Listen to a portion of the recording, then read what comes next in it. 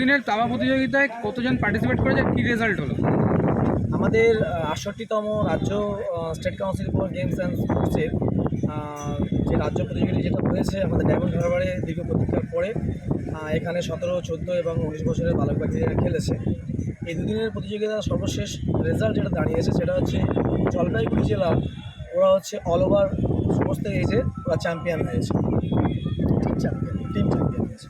কতগুলো জেলা অংশগ্রহণ? এখানে আপনার 22টি জেলা অংশগ্রহণ করেছে, তথা 205টি জেলা, 205 জন হচ্ছে আপনার বালক এবং 121 জন বালিকা, তার সঙ্গে 20 জন কোচ ম্যানেজার এবং আরও হচ্ছে 200 জনের মতো টেকনিক্যাল অফিসিয়ালস পারপাসে সবাই এই প্রতিযোগিতায় উপস্থিত ছিল। কীভাবে অ্যারেঞ্জমেন্টটা ছিল, কীভাবে ব্যবস্থাপনা আপনাদের ছিল? একদম খুবই ভালো ব্যবস্থাপনা ছিল এখানে। আমাদের রাজ্যের তথা আমাদের ডায়মন্ড হারবারের এমপি মাননীয় শ্রী অভিষেক ব্যানার্জির আতুর ঘরই বলতে পারেন।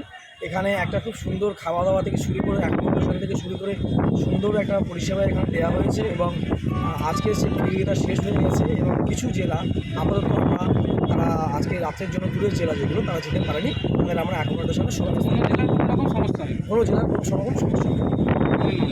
আমি রেজাউল ইসলাম, আমি দায়িত্বে ছিলাম, অ্যাকোমোডেশনের দায়িত্বে ছিলাম। তাদের হচ্ছে যে একটা দাবার প্রতি আকর্ষণ, এটার উদ্দেশ্যটা কি এই যে আজকের?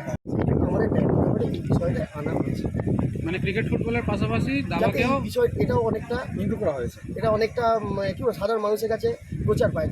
আমাদের এখানে আমাদের আয়োজন তো যথেষ্ট ভালো হয়েছে, কিন্তু আমাদের সবথেকে বড় বাধা হয়ে দাঁড়িয়েছিল প্রাকৃতিক দুর্যোগ। সেই প্রাকৃতিক দুর্যোগকে কিন্তু আমরা দূরে সরিয়ে উপেক্ষা করে আমরা কিন্তু একটা সুন্দর টুর্নামেন্ট আয়োজন করতে পেরেছি। এখান থেকে যারা সিলেক্ট হয়েছে সেই সমস্ত প্রতিটা বিভাগ থেকে 8 জন করে, 14 বছর থেকে 8 জন বালক, 14, 17, 19 প্রত্যেকে কিন্তু এরা ন্যাশনাল লেভেলে পার্টিসিপেট করে। বললাম না, এটা একদম আমাদের sub division, block, sub division, district, state, তারপরে ন্যাশনাল। তাহলে এখান থেকে আমাদের মূল উদ্দেশ্য হলো যারা সিলেক্ট পাচ্ছে তারা ন্যাশনাল এবং তার সঙ্গে আরও সবার মধ্যে ছড়িয়ে দিচ্ছে। আপনার নাম? আমার নাম সৈকত খাবারি, রামকিশোরপুর রানানগর হাই স্কুলের সহশিক্ষক, শারীর শিক্ষার সহশিক্ষক। স্পেস দাও। আপনাদের দুদিন ধরে প্রোগ্রাম হলো, কী প্রোগ্রাম হলো পুরো ব্যাপারটা?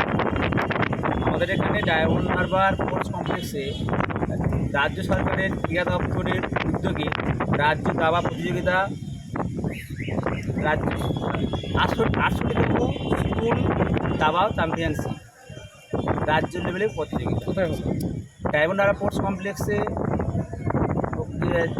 ছেলেদের হয়েছে এবং কিছু গেম হয়েছে আমাদের মেঘনা ভবনে, পৌরসভার মেঘনা ভবনের হলে হয়েছে। পুরো রাজ্য থেকে পার্টিসিপেট করেছে? পুরো রাজ্য থেকে 22টা জেলা পার্টিসিপেট করেছে। কী রেজাল্ট হলো, কীভাবে আপনারা করলেন, পুরো প্রোগ্রামটা দুদিন ধরে করলেন?